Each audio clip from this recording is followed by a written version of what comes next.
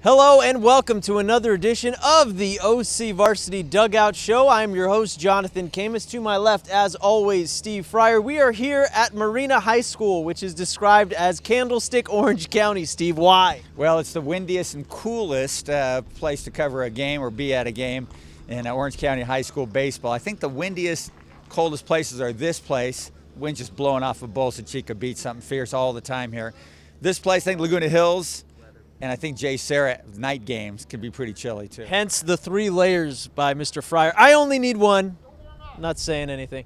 All right, Steve, we'll talk about Marina real quick, but first, our player of the week. I went with Jake Jackson over at El Toro High School. Had a great 3-game series with El Toro. Drove in 6 runs, had a bunch of hits, batted about 700 on the week. So Jackson of El Toro, a really hot team over there. They've won, 6 games in a row, 10 out of their last 12. So El Toro and Jackson, really good team. Good catcher. All right.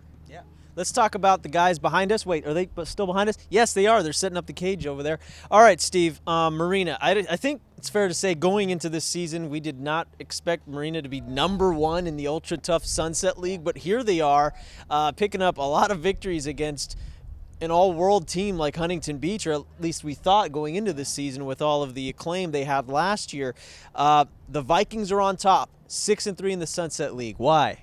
Well, I think they've just got a lot of good baseball players, guys who play the game the right way. It's a well-coached group. They execute the game properly. You got to feel for Huntington Beach, though. You know, every game for Huntington Beach, it was the other team's Super Bowl. Everybody was geeked up to play Huntington Beach every gosh darn week. And this league and this county is just too hard to get through unscathed. This league has got great coaches all up and down and great players. You know, Newport Harbor's last place in the 6-team Sunset League. They beat Huntington last week. They got pitchers. And it's just such a solid league the Sunset League has been for decades. And this is just another example of how tough this league is. All right, we caught up with the Vikings earlier, including their 6'7" stud out on the mound. Here's what they had to say. Every year you go down and you know that Sunset League, if one of our teams is not doing well, we were in another league, we could be doing a little bit better. But, you know, I want to play in the best competition. And Sunset is, you get all quality teams usually when you go play. So I enjoy it. Definitely Riley Old, the big guy out there, killing it for us. And then, I mean, we've had talent, just we're really working hard this year, and things are coming together for us. Well, our right side of the infield are both freshmen, Steven Costas, Corey Lewis. They really stepped up big time. Me and Lewis probably leading the team in RBIs or something like that. And Costas, you know, table setter, top of the order. Those guys really stepped up their game. And, I mean, our seniors came to play this year. They definitely showed up too. I mean, it's been a complete team effort as far as getting our wins and stuff like that. Every game's a team effort. Our thanks to the Marina Vikings for hosting us here today on the Dugout Show. But we have some more baseball to talk about. Of course, the Trinity League, Steve. We have #1 in the county versus #2 in the county. JSerra and Orange Lutheran starting a series this week. Yeah, and I'll be out there game Wednesday at JSerra, 6 p.m. game. I like what the Trinity League does. I think a lot of people do also. They're playing 3 games a week.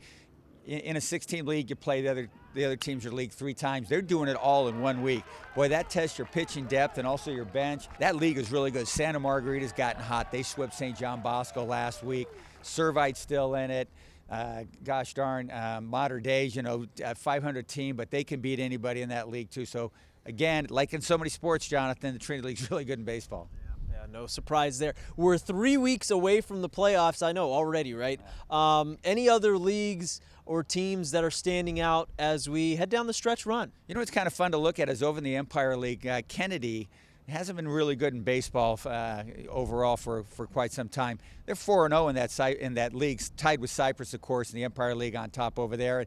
And then Troy last week swept Fullerton in the Freeway League. They're in first place over there. Esperanza, good old Esperanza's back. They're 6-0 coming into this week in the Crestview League.